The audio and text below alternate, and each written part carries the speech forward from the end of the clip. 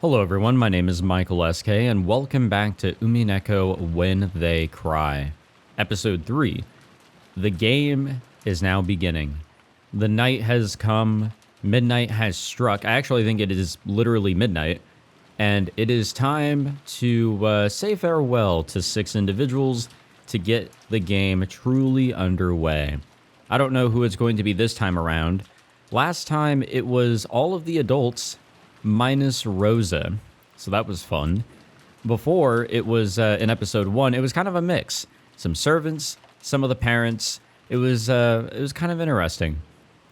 So I don't know what sort of angle Beatrice will go for here. If, you know, she is the one that's doing the killing after all. But in the previous videos, we got to see Beatrice's supposed past as a human and bring up the idea that Battler had, his argument of there being a potential 19th person. Not really sure about all that, at least in the present day now. Actually, I think we got red text that stated there are only 18 humans here. I don't know if there's any way to pick that apart, but so much for that. So, anyways, Rosa's, you know, lovely trauma being brought up, you know, for telling that story aside, let us jump back in. Oh, I don't know. いずれにせよ、わしに残されたわずかの命をトスに値する実に楽しい宴よ。Yeah, it doesn't matter much to you with how much life you've got left, but everybody here is just a sacrifice that they don't have a saying in the game at all. In his dimly lit study, occasionally brightened by lightning, Kinzo kept mumbling and laughing to himself. On the antique clock with the intricate design that had been sitting on his desk, the 2 overlapping hands tilted to the right and began to slide. The measure of time that counted up to 24 had returned to 0, and had begun to count back again. Oh, and what a lovely long day this is going to be.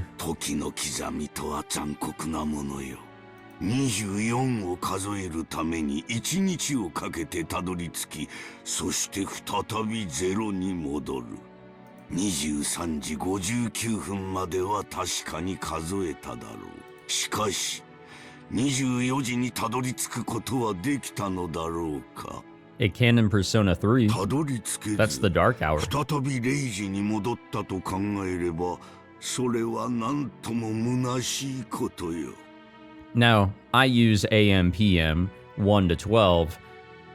Those who use, you know, 0 to 24, 23, I don't know what you would call it. Do you say 24 o'clock? Once it is 23:59, is the next hour 0? Or do you actually refer to it as 24 and then the next hour is 1? Just a little curious because, you know, I don't do things that way.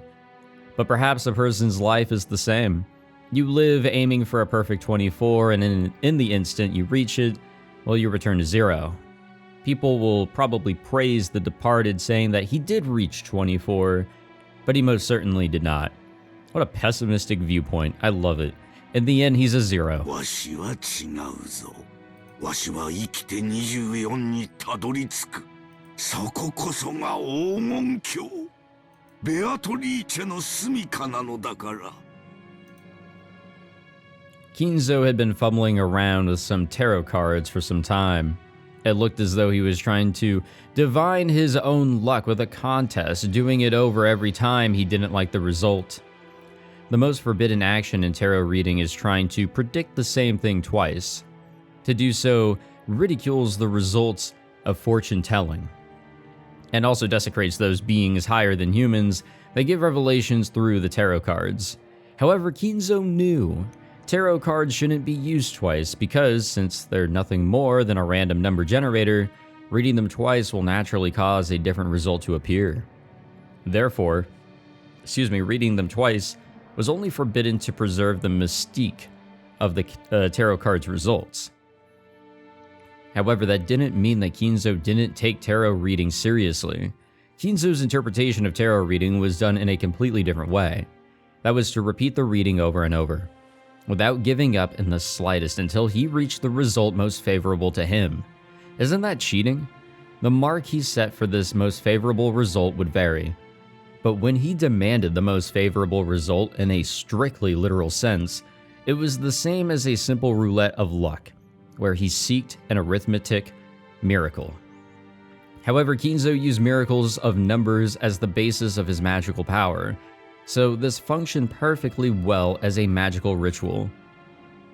In other words, until the result he desired appeared perfectly, he would strive to repeat the tarot readings over and over with conviction, turning the feelings of his heart into prayers, so that when they reached the heavens, they would be sublimated into results. This was Kinzo's personal magical interpretation, which I feel is cheating. But whatever.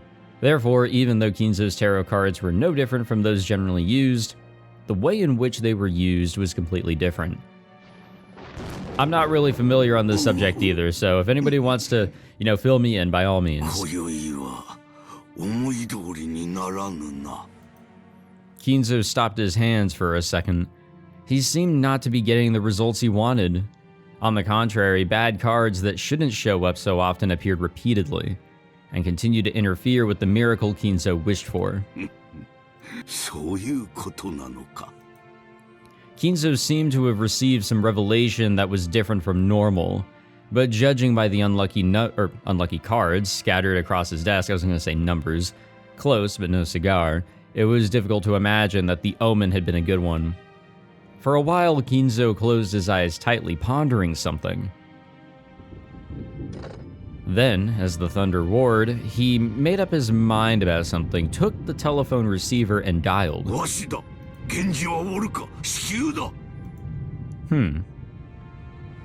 What's going on here? I mean, this is obviously different from what we're usually seeing.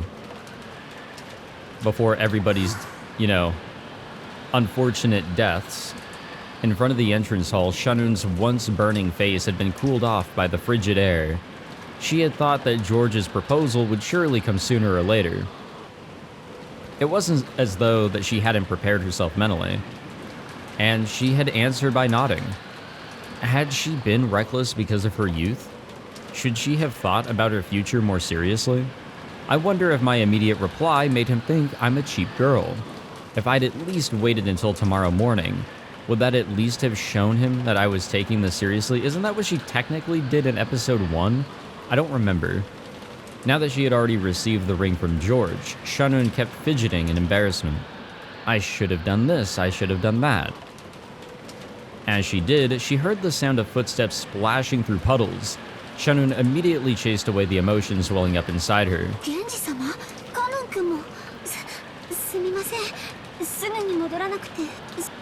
She grew stiff, thinking she had surely be scolded for spending too much time in her secret lover's meeting with George.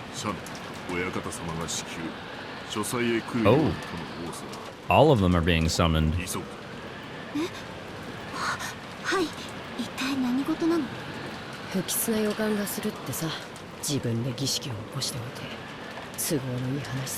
Yeah. Oh.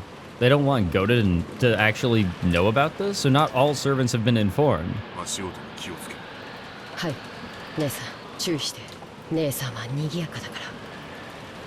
Kanun was especially good at hiding his footsteps. Just like a cat, he was able to suddenly be there without anyone noticing and leave in the same way. For example, even though he stepped in puddles, the sound he made was far smaller than that of the rain hitting them. I will say that, okay, if it's just these three being summoned, not Kumasawa and not Goda, that could make sense for it to be these three specifically. Genji has something going on, and Kanun and Shanun, they are not creations of Kinzo's necessarily, or maybe you can say that, I don't know. Genji also had abilities of that kind, or rather those servants called furniture were supposed to be like that. Just like how desks and closets go unnoticed by members of the family, these servants also held it as a great virtue to just suddenly be there whenever they were needed. Compared to that, Shanun's footsteps still strongly asserted themselves. She was also trying to hide her footsteps, But compared to Kanun and Genji, well, you could say that she was a little more boisterous. Eventually, they reached the back door, and the three of them entered the mansion. Will they be caught? Probably not. Immediately, they thought that they had felt something. It was different from a sense of smell, and it seemed to hit the depths of their noses. This hard-to-describe sensation, which you might call a sixth sense, I was about to say that, allowed them to perceive that something was different than usual. Have they already started? That sensation made it feel as though a tense something was pressing in around them. Realizing that, the three of them dashed up the stairs, heading for Kinzo's study, while still hiding their footsteps. I'd like to imagine that they're just doing some crazy, like, Scooby-Doo, like, tiptoe shit. When they dashed up the stairs...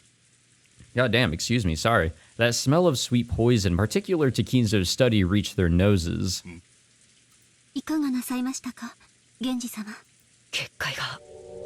Oh, that's kind of new. We haven't seen that before. Well, I mean, the doorknob is still, you know, the way it's always been. Is there something different? After hearing Kanun's words, she looked at the door to the study. A scorpion pattern was engraved on the doorknob, a powerful ward against magic, the final barrier which protected Kinzo himself. It had been broken? Wait, was it? Is there something here that I'm not seeing, or did they just not change anything in this scene? Of course, there was no change to the doorknob that the eye could see. Okay. However, those who could understand things people couldn't perceive were able to recognize that a dramatic change had occurred.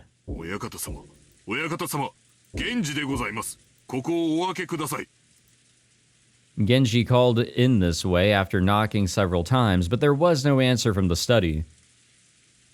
Oh, shit is already going down. Shit is going down.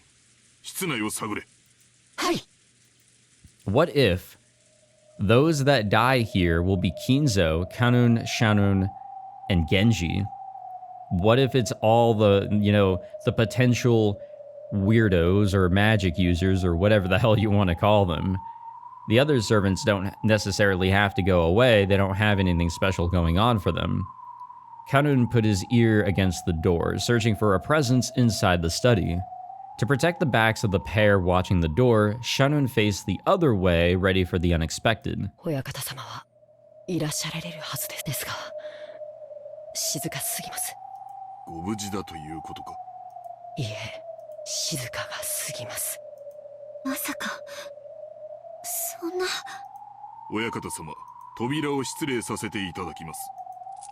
Genji pulled a gold key out of his pocket.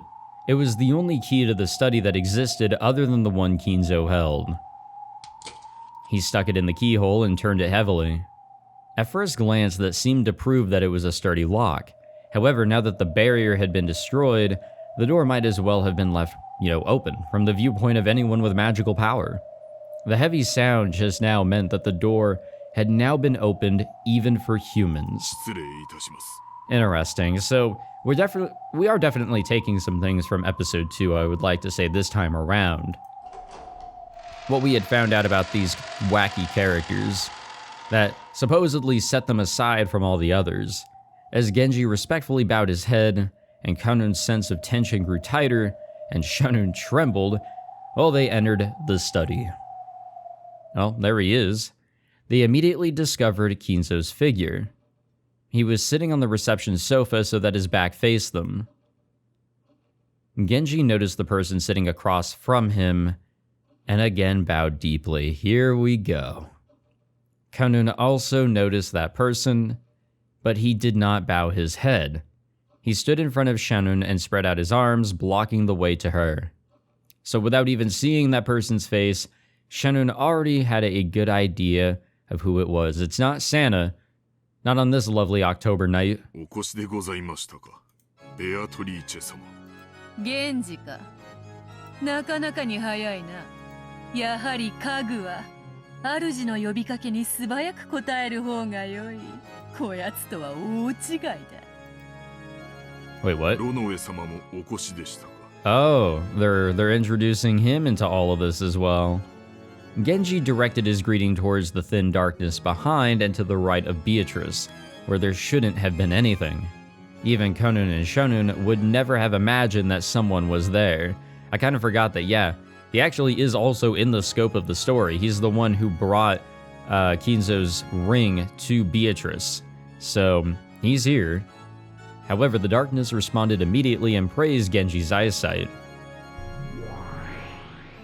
相変わらずさすがです。だいぶの久しぶりになりますね。それにしても老けましたね。それだけの弱いを重ねましたか。充実した日々を過ごしております。Oh yeah? ロノエ様におかれましても、ますます充実されておりますようお見受けいたします。So these two know each other, supposedly. ええ、おかげさまです。そしてシャノンも久しぶりですね。君は随分と美しくなった。そして随分と強くなったようですね。良いことです。ありがとうございます。This is so interesting.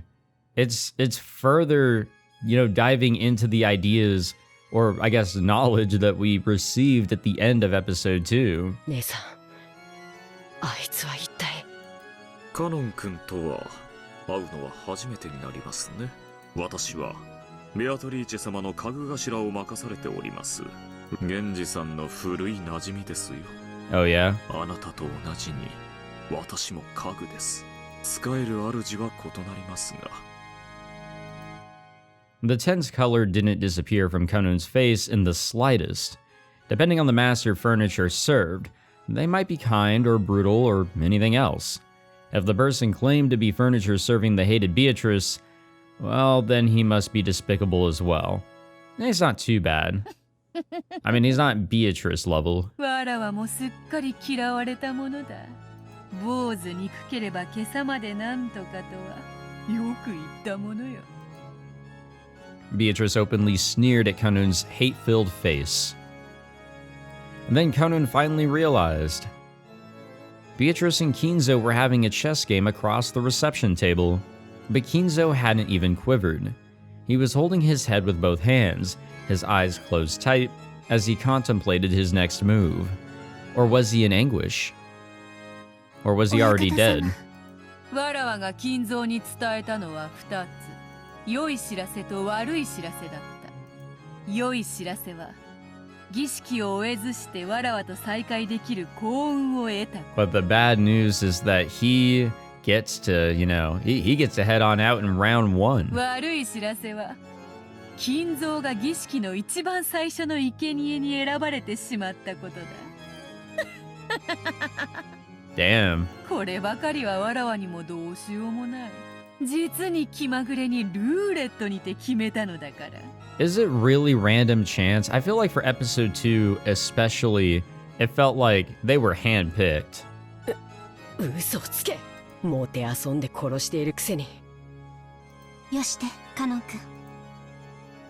さて金蔵、そろそろ負けを認める気になったのか。これにてわらわとの長きにわたる勝負は決。Now, he's not dead yet, but he is on the way out. At a glance, it was hard to make out the situation on that chaotic chessboard. However, judging by Kinzo's anguish and Beatrice's malicious confidence, it seemed to be over already. 是非もなし。これもまた一興か。わらわもだ。そなたとの勝負に決着がつくことは万感の思いあれど、もはや恩衆を超える。楽しかったぞ。退屈しない数十年であった。Yeah, I wonder about all that, especially after everything we found out about her. Beatrice advanced her queen and made her final move. And that decided it. チェックメイト。これがわらわからそなたへの手向けだ。心置きなく眠れ。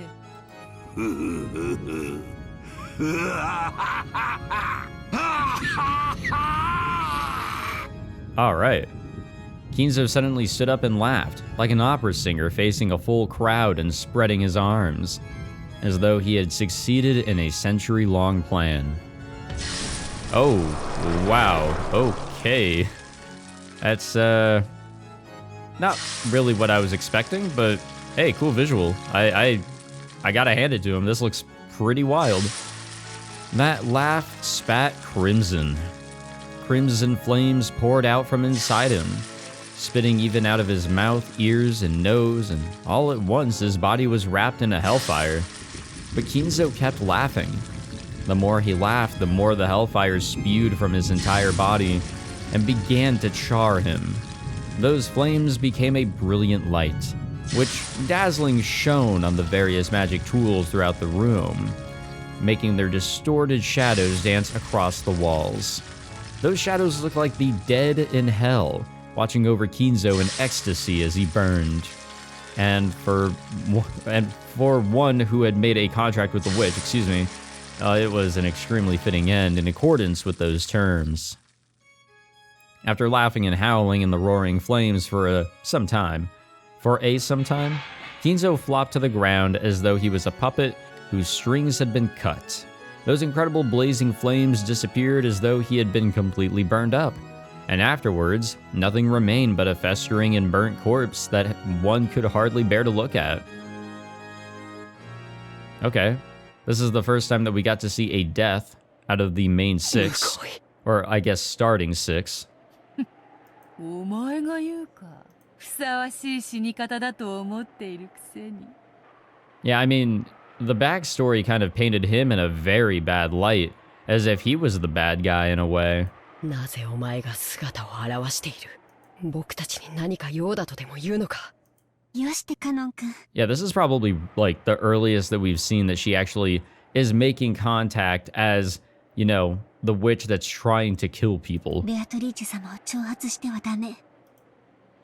すっかり怯えさせてしまいましたね。わらわはつくづくカノンとは仲良くなれぬようだ。Yeah, it doesn't seem like it. In all 3 episodes, he wasn't really ever a fan of you. そう嫌いでもないというのにな。Beatrice grinned. Kanon violently averted his gaze, obviously unhappy. His reaction was so different from what he wanted to do that it made the witch and her butler laugh. カノン、ベアトリーチェ様の御前であるぞ。言葉遣いに気をつけなさい。ああ、構わぬぞ源氏。好きに言わせてやれ。わらわは寛大である。何が寛大だ。わらわは死にゆく者にはいつだって寛大である。Is that so? Can we really believe that? I don't know about all that. Conan was taken aback by that creepy laughter. Beatrice wasn't here just to take Kinzo's life. The first Twilight required 6 sacrifices. Kinzo alone wasn't nearly enough. Yeah, there's 3 more people here. You know, it's perfect. I think my prediction might come true. And they had just casually walked in here. 安心せよカノン。そなたらがここに訪れたから生贄に選ばれるのではない。You sure about that? 生贄に選ばれているからこそ、 Oh, okay. ここに呼ばれているんじゃないか。Damn, I think I really predicted this shit. なんだと。 Their instincts were good enough to spot her meaning instantly. 6 sacrifices were required for the first Twilight. After Kinzo, how many more would you need to add up to 6? In this mansion, the number 5 instantly made them think of the number of servants here. They wouldn't kill all those servants, would お they? 望みですか。感謝せよ家具どもよ。そなたたちの苦難の日々は今宵ようやく終わりを迎えた。それを告げに訪れたわらわに感謝せよ。かしこまりました。それをお望みでしたら。源氏様。 Now he's loyal to the end, it seems. Especially with all this shit. I mean, there's no fighting back to do. Genji had agreed to the witch's heartless announcement with his usual demeanor, without raising an eyebrow. 親方様亡き後は、ベアトリーチェ様が我らの主。 Yeah, that's sort of what I was thinking. その求めに応じるのが我らの最後の務めだ。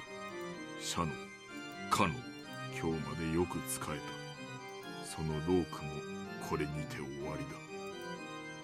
源氏はさすがですね。同じ家具としてあなたを誇りに思いますよ。シャノン、異論はないか。はい。ジョージ様から指輪を贈られたそう Wait, what the fuck? How do you know about that? それでもなお未練はないか。はい。家具の身に過ぎた幸福でした。指輪を頂戴しただけで私の思いはすでに達せられております。 This is interesting because can you argue that she thought differently in episode 2? I don't know. Shunun couldn't take quite as much of a philosophical view as Genji. There probably were regrets left in her heart. She probably wanted to spend a little more warm time with the person she cared for, George. But she released herself from that. She took a single deep breath and a blank expression rose to her face. それでよい。シャノンがそこまでの落ち着きを得るとは少し驚きでした。あなたも家具として達観したようですね。惚れた男と夜も共にできず、少しは悔し涙をこぼさんのか。 No, I guess that just doesn't exist in this rendition of the story. 退屈な女よ。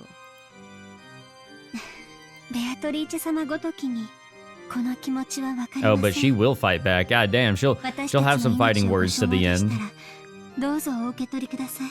私たちは謹んでそのお務めを全うします。それでいい。よくぞ言ったな。ベアトリーチェ様の苦手なタイプのようで。 Oh yeah, she doesn't want to be bored. 最近こやつめはだいぶ達観しよった。どうも前回いじめすぎたようだ。それを言ったらバトラもか。わらわはまだぬるいのか、それとも追い詰め方が下手なのか。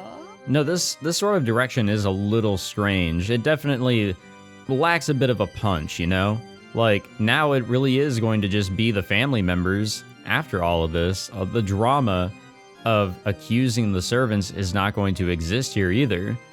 Could you call Beatrice soft for going this direction? I don't know. いずれにせよ面白みのないやつよ。しかしお前はまだわらわを楽しませてくれそうだよな。 Wait, now that I'm thinking about it, not to, get off of this. Did Kinzo's page update? No, his has not updated quite yet. But it eventually will. カノン。カノン君。 Compared to the two who had taken a far-sighted approach, there was a painful anguish on Kanon's face. Kanon was still far too young to accept his demise after being told of it by a suddenly appearing witch. カノン、わらわは退屈を何 Yeah, より exactly. 嫌う。 There you go. そしてお前を除く二人が素直に死を受け入れるもので面白くない。だからそなたにはわらわの期待を裏切らないでもらいたいものだ。僕を慰み者にしようというのか。 Kanon realized that he was being provoked. However, no matter how furiously anger spurred him on, his opponent was a witch. He was furniture. He hadn't had a chance of victory from the beginning. But the witch was expecting that he would struggle in vain and writhe around, and was even looking forward to it. Just thinking about that was frustrating enough to get his blood boiling. Was disappointing the witch by refusing to resist like the other two the only way he could strike back at her? 煉獄の七姉妹が長女ルシファー。 Here we go. いでよ。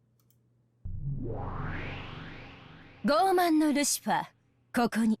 Yes, hello. カノン、家具に魔女と戦えというのも酷な話よ。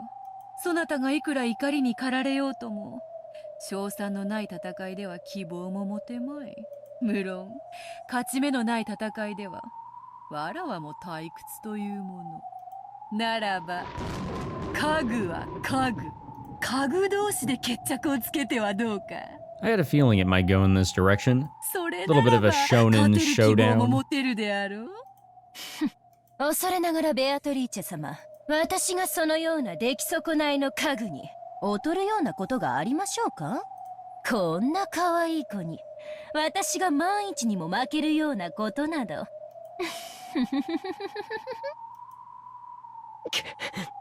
我が家具煉獄の七杭を打ち破ってみせよ。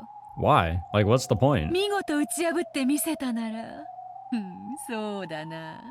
13人の生贄を逃れることのできる5人をそなたに自由に決めさせてやろう。 Interesting. そなたの推薦する5人をわらわは無条件にて黄金鏡に迎え入れる。 Hey, but be careful making a deal with her. You know, we've seen how that has played out in the past. それならばどうか。 Kanun understood that he was being provoked. However, the witch's offer was very tempting. By this point, Kanun couldn't care less about this evil ceremony the witch and the rest were trying to carry out. On the contrary, it was much more important that he remain alive so that he could be invited to the Golden Land and have his wish granted by Beatrice there. そなたは家具は嫌だと泣いたな。そなたの望み、枕を濡らしてまで望んだ人間の体を与えてやろうぞ。どうだ？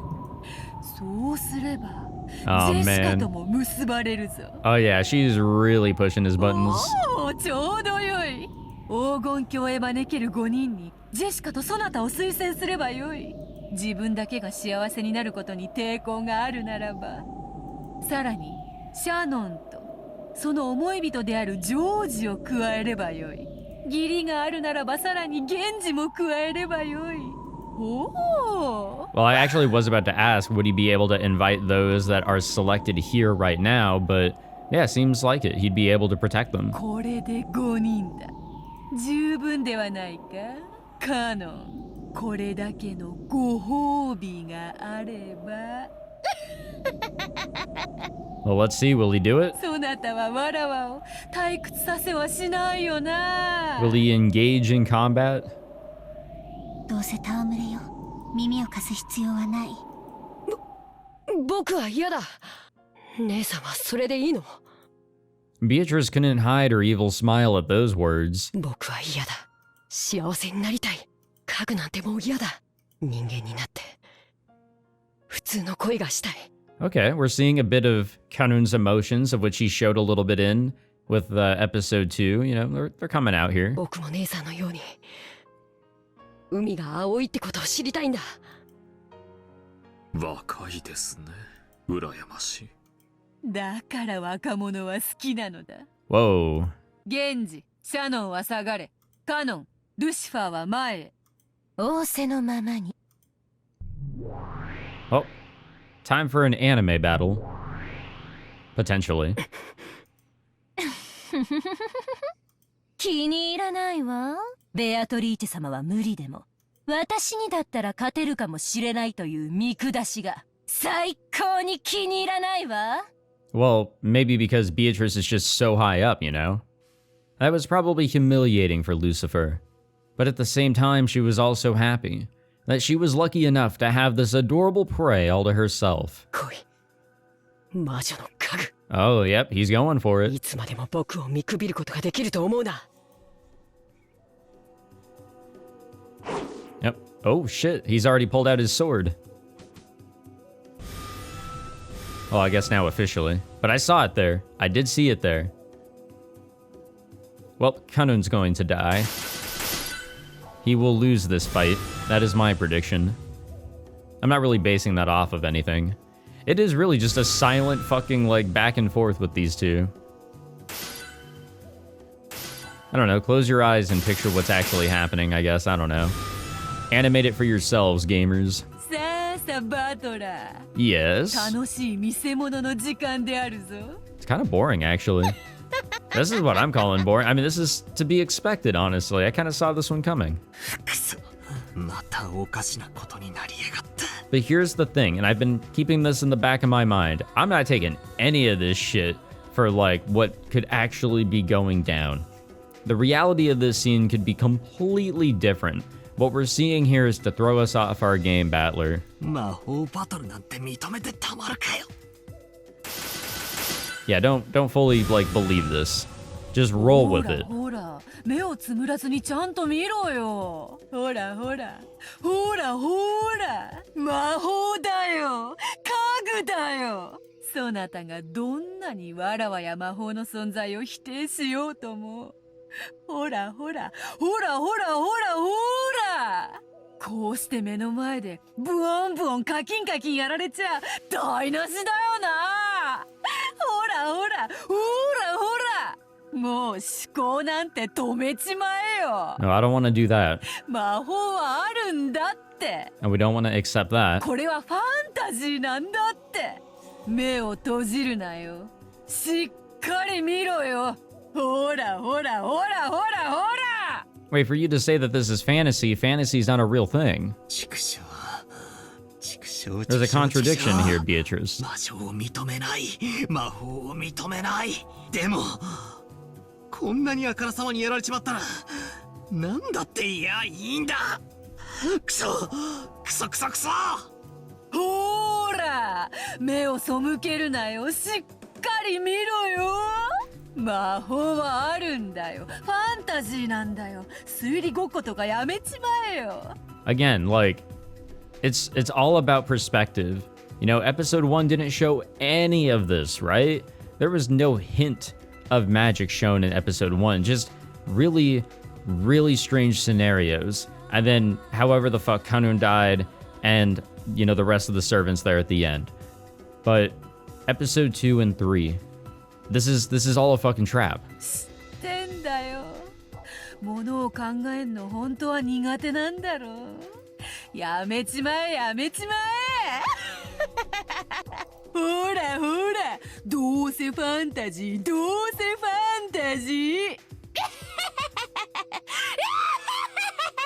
God damn, how many laugh tracks do you think they recorded from Beatrice's voice actress?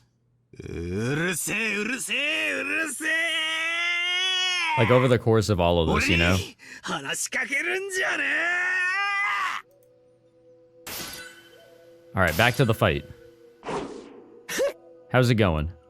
こいつ意地になっちゃって、私になら勝てるなんて思い上がりをしたことを今すぐ床に這いつくばって謝ってごらんなさい。 Well, what good is that gonna do for そうし him? たら特別に許してあげてもいいわよ。 I mean, I'll do it in his place, 生 but きながら生皮を剥がして絶命するまで全身を鞭打ってのたうち回らすのを特別に許してあげてもいいわよ。what the fuck? 可愛い子なんだから謝っちゃいなさいよ。 There's some strange fetishes going on here, that's all I gotta say. The kinks are getting 最高に素敵 weirder. な気分の中で優しく優しく行かせてあげる。 Yeah, see what I mean? 黙れ What the fuck? 魔女の家具お前と問答するつもりはない。私なんか眼中にないというのね。気に入らないわ。本当に気に入らないわ。はあ Well, back to it. I still think that this is Kanun's battle to lose here. I mean, we've seen how things have gone down in episode 2. Not so well. あやつ、 I mean, pretty サ interesting. タンの時よりも筋がいいではないか。だから人間は恐ろしいのです。たまに魔女にまでなり悪魔を羊扱いにしたりいたしますよ。わらわはどちらを応援すればよいというのか。 I mean, this is more entertaining for her. This is what Beatrice wanted. こいつ私と互角に渡り合うというの？僕を見くびるな。お前にそのおごりがある限り僕には決して勝てない。私がこの煉獄の7姉妹が長女ルシファーを指して決して勝てないと？ I think he also just insulted what you are in terms of the 7 sins. こんな If I read that correctly. I don't know. I am pretty tired, I will admit. I don't even know why. It's not even late. The night has truly just begun. And that's why I jumped into Umineko. Oh. Guys, I think I bet incorrectly here. Kanun was desperately trying to stay alive, and he had a strong desire to become human. But Lucifer didn't feel anything stronger than a slight desire to play. So that led to an inevitable result. It was a result that could be reached by the power of humans. The power of the heart. これまでだ。お前は僕に決して勝てない。 Yeah, I guess when you don't have the conviction that Kanun has, I guess that's it. A glowing red curve extended straight out from Kanun's arm, pointing at Lucifer's throat just beneath the tip of her chin. 何よこれ。この私がこんなの。何かの間違いよ。 As she ground her teeth in irritation, she tried to deny the truth right before her eyes. But no matter how much she believed in her own superiority, it didn't change the facts right in front of her. Okay. So will Beatrice hold up her end of the bargain? やるなカノン。見事だ。わらわを退屈させなかった。それに比べ、わらわの家具のなんと情けないことか。ルシファー、お嬢様を退屈させていますよ。やはりあなたには荷が勝ちすぎた相手でしたか？ Oh man. 失望するぞ、七食いの長女。 That's fucked up. It would have seemed like mere rebuke to an outsider. However, furniture serving the witch knew what kind of severe treatment was promised by that rebuke, and understood what had been left unsaid. この出来損ない家具が。 Well, see ya. She howled. Abandoning her last bit of pride, she made her body explode, exposing her true form. That form was a demon stake, which bounced off the walls surrounding the room. よくも私にここまで恥をかかせたな。殺す殺す殺す殺す。 Is there really any blocking この this? ノラマが私の姿をもはや追うこともできないくせに。もう遊ばないよ。本気で怒ったわよ。お前の心臓を一撃で貫いてやるよ。ぶっすりざっくり貫いて真っ赤な血の噴水を天井にまで届かせてやるよ。死ねー。 I was gonna say, that's some nice poetry. Yeah, I don't know. We haven't seen this blocked by anybody yet. After flying about wildly for some time with a speed approaching the limits of what a human eye could follow, Lucifer flew at Kanun's heart. She could tell that it was Kanun's blood by the sweet taste of it, but she quickly noticed one thing. She hadn't pierced his heart. The fuck did she pierce? これだから人間は恐ろしい。紅茶はいかがですかな？今はよい。紅茶もいらぬほどに面白い。 What did he do? カノ君。 Okay, so he's definitely bleeding, but where was he impaled? おごったな。だからお前は僕に勝てないんだ。 The floor was stained with dripping blood. It really was Kanun's blood, but it wasn't flowing out from his chest. Kanun had sacrificed his own left hand to protect his heart. Oh, okay. He held it in front of his in front of his chest at the right time. Lucifer was arrogant. Even though she had been given enough time to realize that this was an opponent capable of cornering her, in her pride, she had believed him to be worthless. She had gotten careless. So just as she had announced, she had aimed for his chest, trying to pierce his heart. Yeah, if she didn't state where she was going for, then yeah, he wouldn't have been able to do anything. But this time he actually had the advantage of that knowledge. Because she was arrogant, she hadn't even thought of aiming for somewhere other than the place she had announced. No, maybe she had thought about it a little. However, her pride would not allow her to aim for a different spot. After all, she was Lucifer of Pride. Well, yeah, I even brought that up earlier.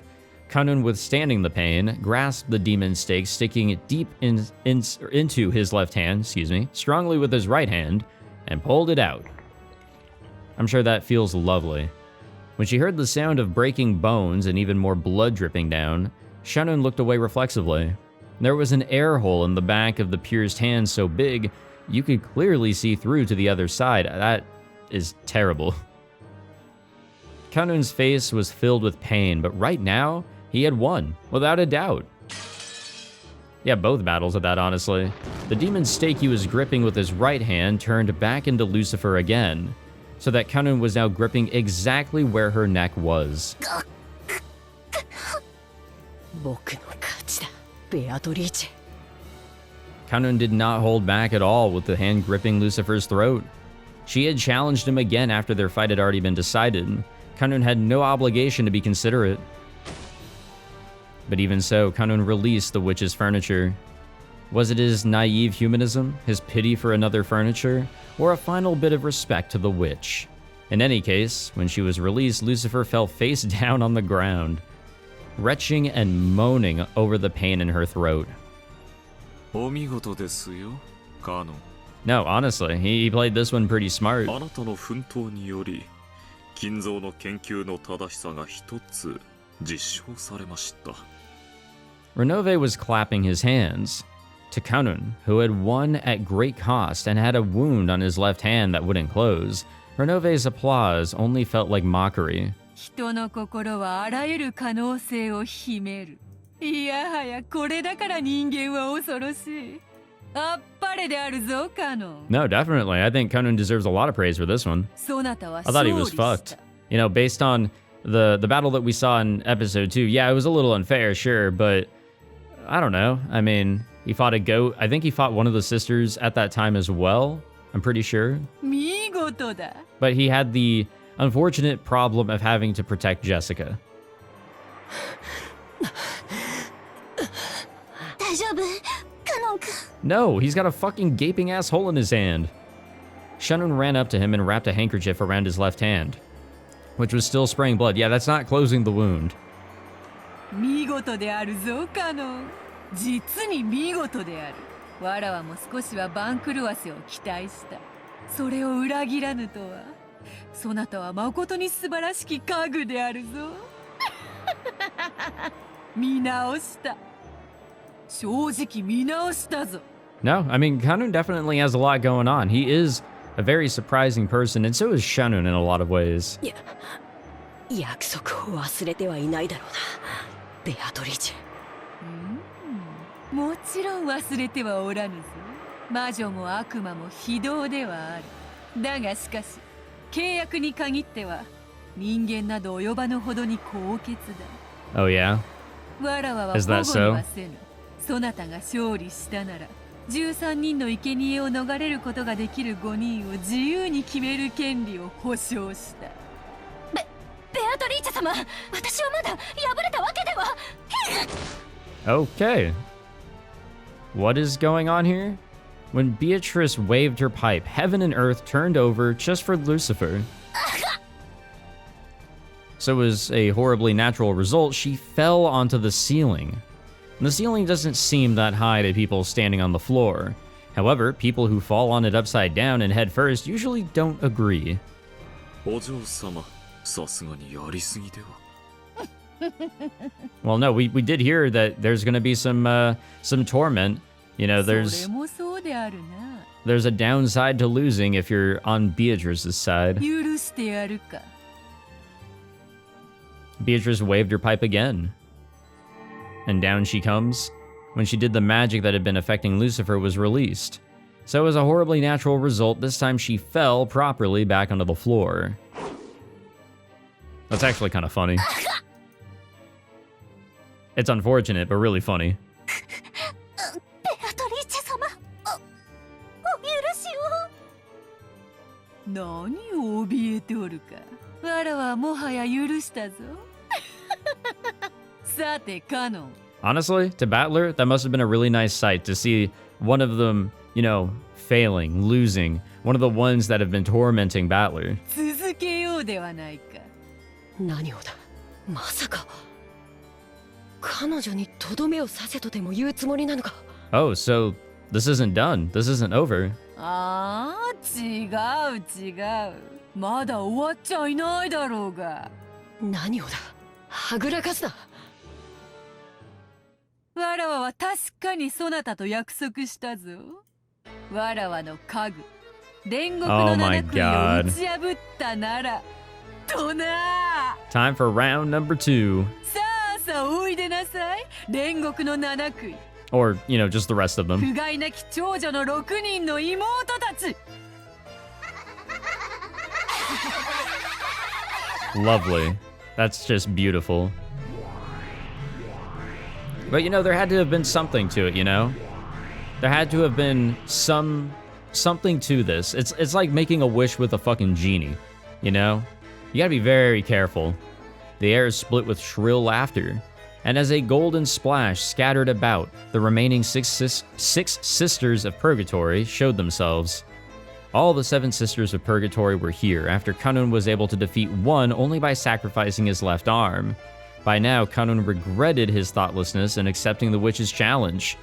He had been foolish to assume that a game against a witch would be on an even footing. お姉様、どうして床に這いつくばってるの？ Ah, they're gonna make fun of her.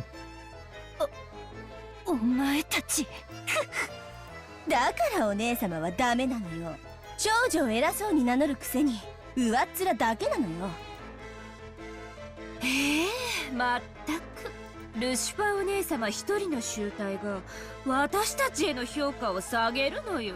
I feel like it's gonna be so difficult to get to know each of these. You know, I don't know if there's, you know, a necessity to it. Obviously, they're all based on one of the 7 sins. They all have different, you know, colored hair, names, whatever. I guess their personalities. But, oh man, I don't know. They all look way too goddamn similar. すごいすごい。でもいい気にならないことよ。ルシファーお姉様なんて威張ってるだけで姉妹の中じゃ大したことないんだから。だからルシファー姉は何もしなくていいといつも言っている。お姉様は威張ってだけいればいい。荒事はすべて優秀な私たちで片付けるのだから。Wow. お姉様、Okay. どうする？私たちはお姉様のプライドを尊重してそのボロボロの体で再び挑むのを期待して手出しをしないつもりなんだけれど、でもカノン君は強いわよね。今のお姉様じゃもうどうあがいても勝ち目はないわよね。お前たち。 Oh, I love inner conflict. やれやれ、いつも賑やかな姉妹たちであるな。 Ain't that the truth? 今は仲違いをしている場合か。そなたらは7人揃ってこその煉獄の7姉妹であろうが、仲良くしてわらわの仕事を遂行せよ。迅速にな。ねえルシファーお姉様、私たち妹の力が借りたいなら言ってよ。お姉様の口から助けを求める言葉が聞きたいの。私はこれ以上苦労する気か。 Yes, that seems to be part of all of their personality. 愚かで気弱で見苦しくて情けない。この長女のルシファーをどうか妹の皆様お助けください。 Yeah, very, very much so. ねえ聞かせてよ。それを聞かせてくれたら助けてあげる。それでいいわよね、みんな。お前たちおのれ。 Wow. The 7 sisters of Purgatory unanimously closed in on their worthless sister, abusing her. Even Kanun, who had been fighting for his life until a second ago, couldn't bear to look at it. 私がそのようなことを口にできるものか。早くせよ。どうせお前一人では拉致が開かぬわ。早く7姉妹にてカノンを撃て。そら、どうしましたかルシファー。お嬢様の命令ですよ。ひどい。 Yeah, that's a bit of an understatement. After grinding her teeth over and over after hearing her sister's curses, Lucifer trembled all over and answered her sister's request. Damn, she's just gonna flat out say it. Verbatim. 弱で見苦しくて情けない。情けないこの長女ルシファーをどうか。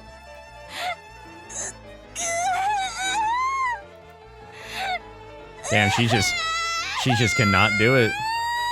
But hey, that's pride for you. That's literally Pride. The girl known as Pride was finally unable to endure the words that she was saying and broke down crying. However, the 6 younger sisters kept giggling cold-heartedly. Well, Kanon's going to die, this time for realsies. He is Gonzo. 泣いてごまかさないで。まだいいっつってない。もう十分だろう。さあ姉妹たち、我らの力を見せてやろう。 Yeah, let's see it. 私は全部聞かなきゃ満足しないわよ。ほらほらお姉様、続けてよ。もう十分よ。さあ、この屈辱は姉妹全員の屈辱。生かして返しはしないわよ。さて、哀れな家具をどのように遊んでやろうかしら。 I mean, you guys say play with him, but he's really not going to be lasting much longer here. 素敵な提案はある？はいはい。ベルゼは仲良く7人で That's exactly what I mean. 分けっこしたらいいと思います。良い提案だな。それでなら姉妹でみんな仲良しだ。なら私、頭部ね。手足はあんたらにあげるわ。やだやだ、ダメ。私が頭なの。そんな約束意味があるわけないでしょ。早い者勝ちに決まってるわ。どんな殺され方がいいか、カノン君の提案があったら教えてね。 Whatever the most painless way it is, you know, 7姉妹で it's gonna と happen. びっきりの殺し方をしてあげる。 He's not gonna be lasting much longer here.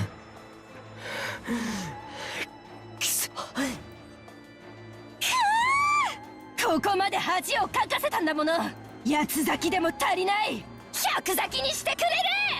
行くよお前たち。お姉様。 Oh, this can only go swimmingly. Well, goodbye, Kanon. The 7 of them burst at once. They had no intention of playing or boasting. This time, they would genuinely follow their master's order. Take Kanun down swiftly. Well, yeah, of course. Best way of doing it right there. The 7 sisters jumped around the room faster than the eye could see, examining how they could best kill Kanun. They tortured Kanun with their cruel giggles, sometimes making a close pass at him. They kept scraping his arms, shoulders, and cheeks, gradually carving red letters into his body. At that moment, Shanun dashed up behind him, holding on to him so that she blocked the way to his body at least a little. Oh, okay. We've seen this before. At the same time, a red cylinder wrapped around the 2 of them like a beam of light sent from heaven. That cylinder repelled the evil ones who tormented Kanun. 何？ずるい。あんたは関係ないでしょ。きっとこれはあれよ。私たちと一緒に遊びたいのよ。 Yeah, I don't think she was having fun watching all of them try to kill her, you know, somebody that she saw as a brother. なら私がもらうわ。いっただき。ベアトリーチェ様、シャノンを私たちの獲物にしても。 I mean, she has to go too. ああ、構わんぞ、好きにしろ。 Poor Genji. お前たちの悪時期にはカノン一 He's 人 gonna で watch 当 all た of ら this な go かろうし down. な。ありがたき幸せ。さあ、シャシャリ出てきたことを後悔させてやろう。どっちがどっちかわからないくらいの肉片にして、混ぜて混ぜてミンチにしてハンバーグにしてあげる。バカね。それよりあの結界を破る方が先でしょうが。食い意地より先に仕事しなさい。はい、お姉さん。 Oh, there they go again.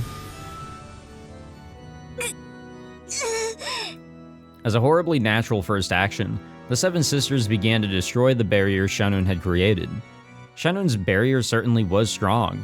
It was powerful enough to impress even Beatrice. With its strength, frail furniture would turn to dust just by touching it. And it was firm, like a tree with deep roots. But no matter how big a tree gets, it will eventually surrender to a saw or a hatchet. For the 7 sisters, chopping down Shanun's barrier would be annoying but not impossible. Just takes time, effort. I'm surprised this fight's going on as long as it has. A sound like beetles jumping about grew even fiercer and filled the room.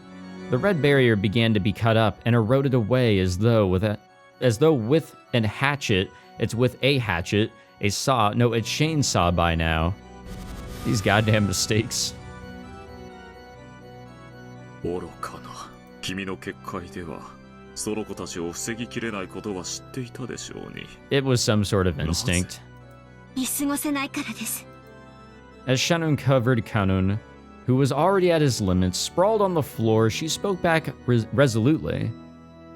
シャシャリでなければ眠るような死を与えてやったのに、なぜわざわざ七姉妹の前に身をさらすのか。死は同じではないぞ。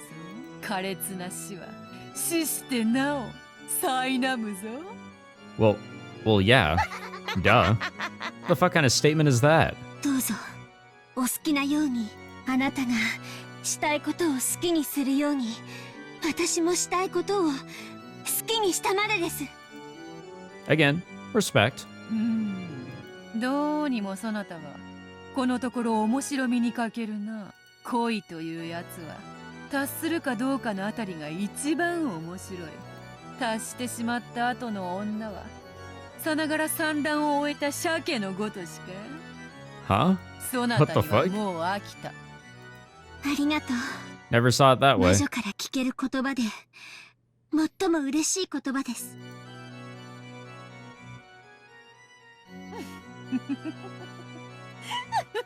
Alright, gamers, I know that we're in the middle of an epic anime fight, but I genuinely am tired, and I do have stuff that I have to do, so unfortunately, we gotta wrap this one up. But thank you all for tuning in, I do appreciate it. I guess in the next video, we will be wrapping up this lovely fight, because, I mean, now it's a losing fight for sure. It's a losing battle for the rest of the servants here. Genji's probably over here just chilling, you know, nothing he can really do. But I do wonder if he will step in. I doubt it. I highly doubt it. I mean, he has something, you know? He's got something going on, but he has no reason to fight. I mean, yeah, I'm sure he cares about Kanun and Shanun, but no reason to step in and try to protect them when their deaths are already imminent. And I think we might also be saying goodbye to the other servants, maybe? Or just 2 others? Who knows? I guess we'll be finding out next time. So thank you again for watching. Hope you all enjoyed. If you did, be sure to leave a like, subscribe, all that fancy jazz, and I'll see you guys in the next one. Take it easy.